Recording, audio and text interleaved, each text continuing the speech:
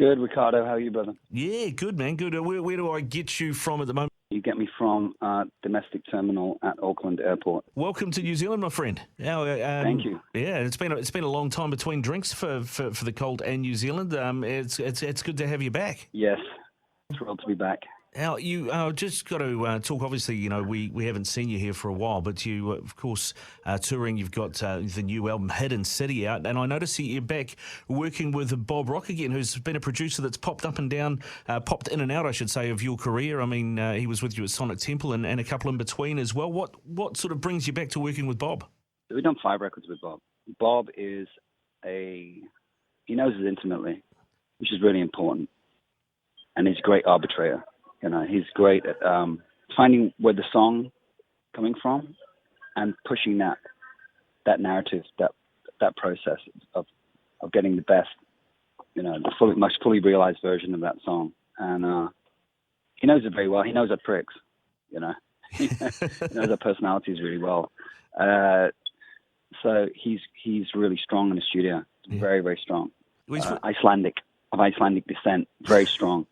Presence. That patriarch. Yeah, the Viking overlord.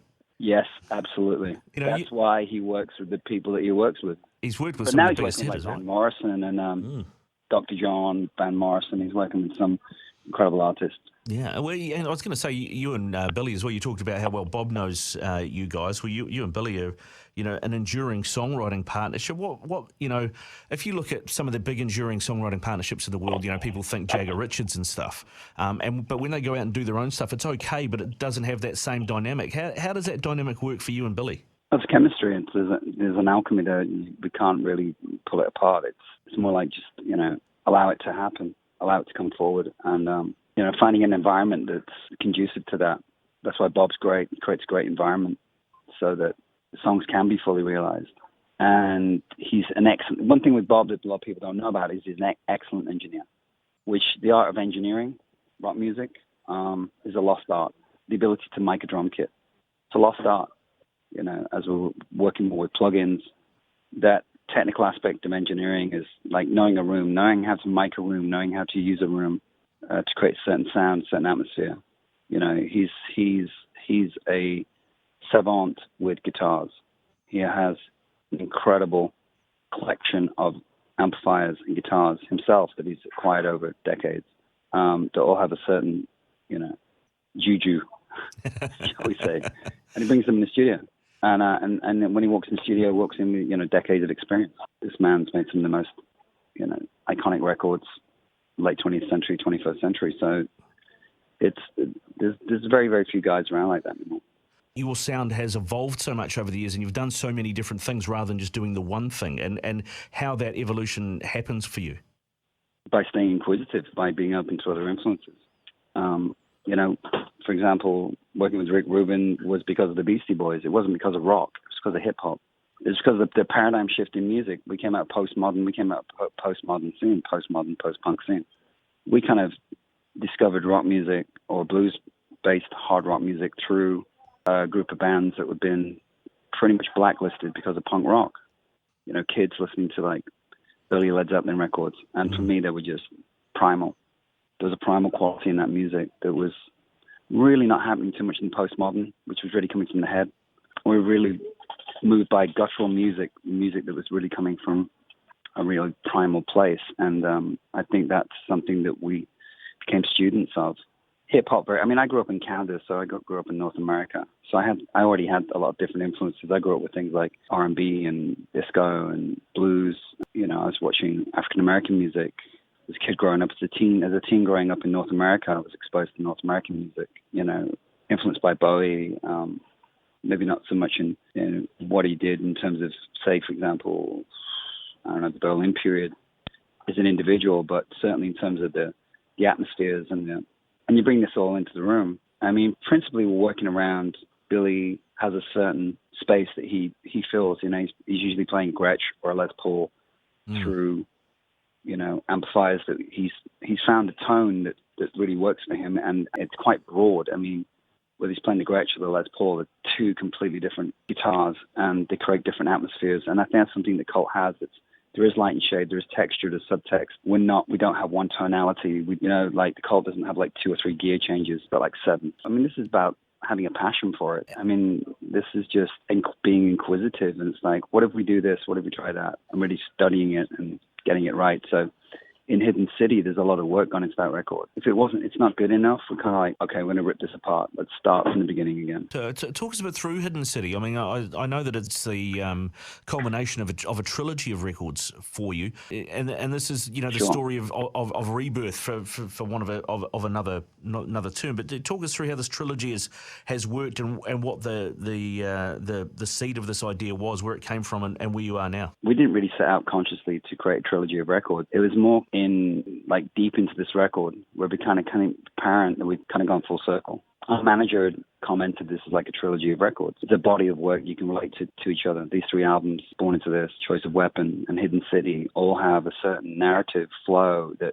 they work well together. Probably because we made them on a roll. We kind of, like I say, we're not too great about trying to make sense of it all into really trying to create what's in front of us. But I guess from the beginning, Born Into This came after the band had got back together again, after being, hiatus for about 4 years, where I went off and worked with Manzarek and Krieger. We jumped straight in with Youth, who's produced everybody from Primal Scream to Pink Floyd, etc., played bass in Killing Joke. And we made a record I think we wrote that record in 21 days, and then we recorded it in 15. And that was from nothing, that was from scratch. So it was a very impulsive record.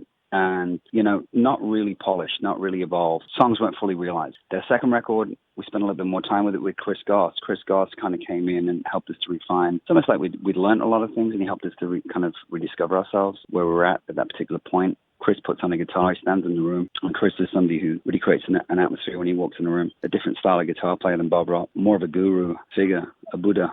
Less of an engineer, more of a player. So we kind of began to explore some of the textures with Chris. And then Bob is more of an all-round producer, engineer. From the engineering standpoint, Bob is very, very important. Bob came in and started to engineer that record, Choice of Weapon, and engineer, obviously, from the beginning, Hidden City. So, yeah, kind of hard to objectify yourself and, Wikipedia yourself. I don't know, man.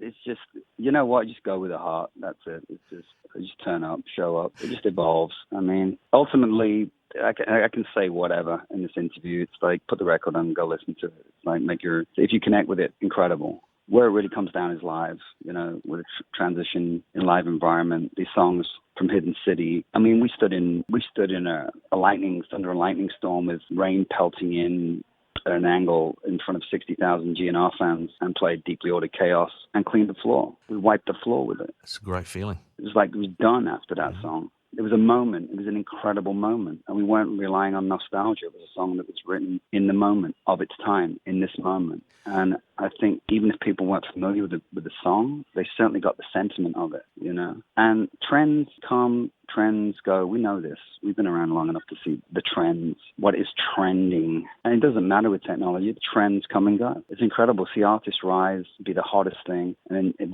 eviscerate, gone. We're talking 10 studio albums here. All right, Ian. Now, well, listen, Yes, thanks sir. very much for your time and welcome to New Zealand again. I just want to, say to you that you are one of the great rock voices, and you're somebody whose work I've really appreciated over the years. Thank you, brother. As a young rock fan, I discovered Electric, and then I went backwards from there, and then embraced Sonic Temple. So, and you, for me, are one of the great rock voices.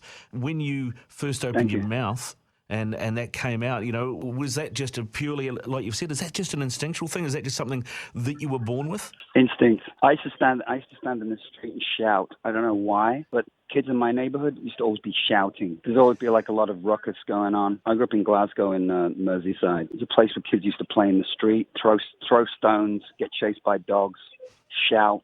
It was like, it was an activity that appealed to me. I don't know why. I have no idea. I don't know. Be shouting or getting shouted at. It's just chaos, working class UK, and it was just the way it was. I think that's people. It was just normal, very normalized. It was very un-PC. Children were hit.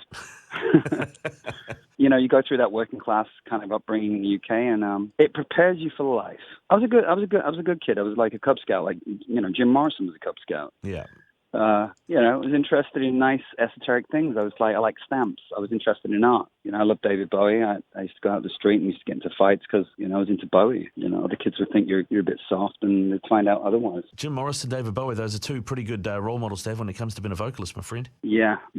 And I've, spent time with Manzarek and Krieger, certainly in that space. But when we opened for Bowie in '87, that was the first time that I'd met somebody of his status, and his aura, his presence was incredible, and he was just so grounded, so gracious, so sincerely interested in who I was and what I had to say, and the music I was interested in, and that was felt ordained in some way, and that was a beautiful meeting, and I got to meet him several times after that. But like I've said many times, he was my North Star, and he still is. I was going to say, he may have been the world's North Star, because everything seems to have gone to custard since he left. No, it goes around like this every now and again. Nature has a plan. Good Humans stuff, Ian. Don't.